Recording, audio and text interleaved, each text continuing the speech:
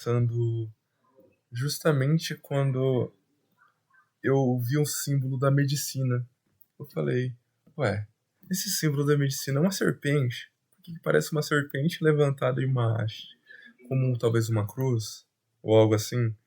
Logo eu me deparei com uma coisa que Deus tocou comigo. Que basicamente ele me fez lembrar da passagem, tanto de Gênesis, quanto também, eu não sabia, não lembrava, foi procurar, estava lá em Números também, que Moisés levantou a serpente de bronze em meio ao deserto numa cruz. Ou seja, todos que olhavam para aquela serpente e creem em Deus, que está aquela serpente levantada no meio do deserto, que eram picados pelas cobras, e creem em Deus e viam aquela estátua levantada da serpente na haste, a serpente de bronze, eram curados porque criam em Deus. Da mesma maneira que o pecado entrou no mundo por uma serpente, que quando a Bíblia fala, vocês são representantes de Deus, assim como Deus falou para Moisés, para eles você será como Deus. Não que Moisés era Deus, mas era representante de Deus no meio daquele povo.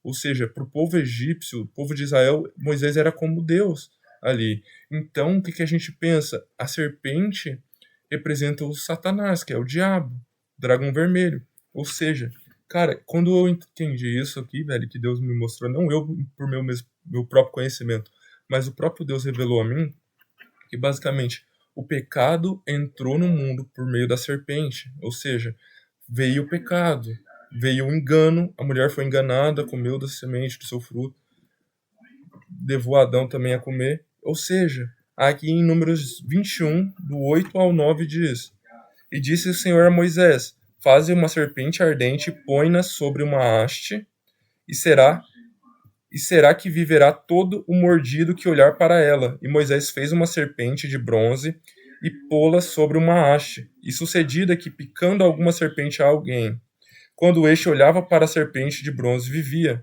E também em João 3,14 fala: E como Moisés levantou a serpente no deserto, assim importa que o filho do homem seja levantado.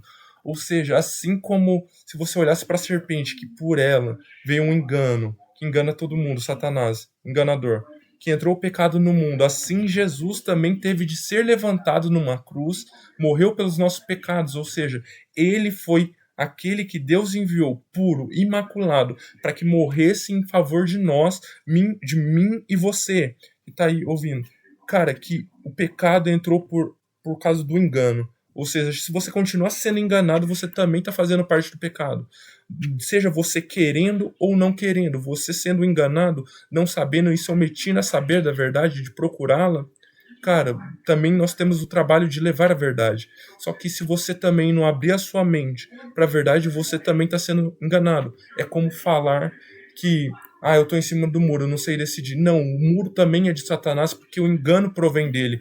Você ficar meramente em cima do muro não quer dizer que você não vai deixar nem de ser salvo, nem vai estar condenado. Você já está condenado, cara. Você está condenado. Você não vai ser salvo por justamente não decidir se ficar contra a verdade ou com a verdade. Se não ficar em nenhum dos lados, você está contra. E também lá em Apocalipse 12, 7 ao 9 diz: E houve batalha no céu. No Apocalipse, capítulo 12, versículo 7 ao 9, no caso, perdão. E houve batalha no céu. Miguel e os seus anjos batalhavam contra o dragão. E batalhavam o dragão e os seus anjos. Mas não prevaleceram.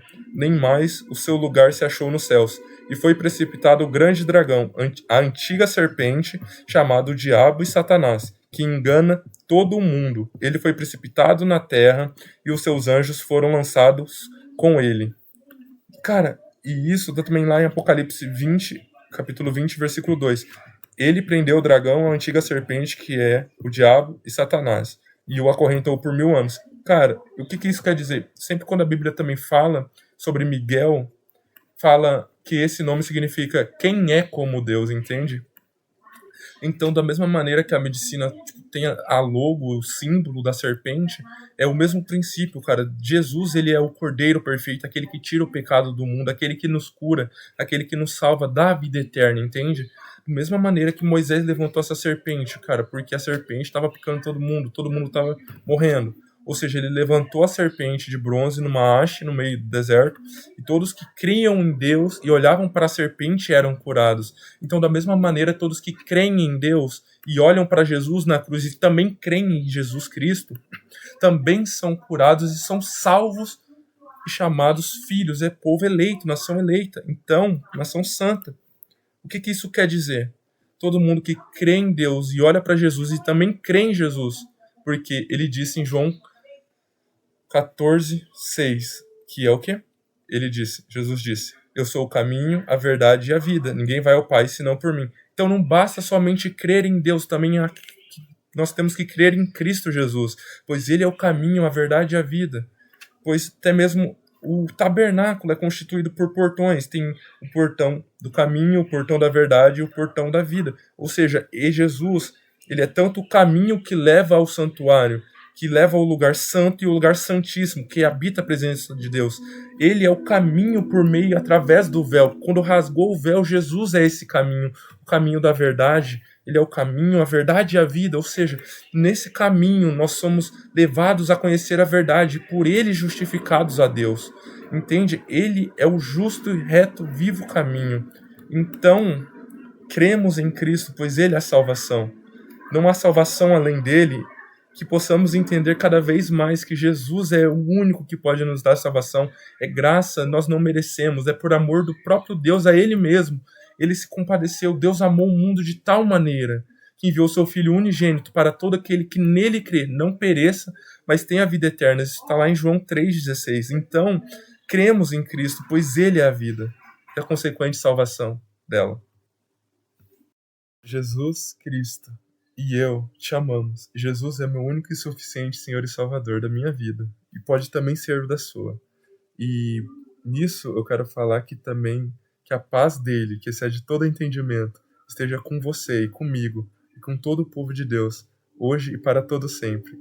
Em nome de Jesus, amém.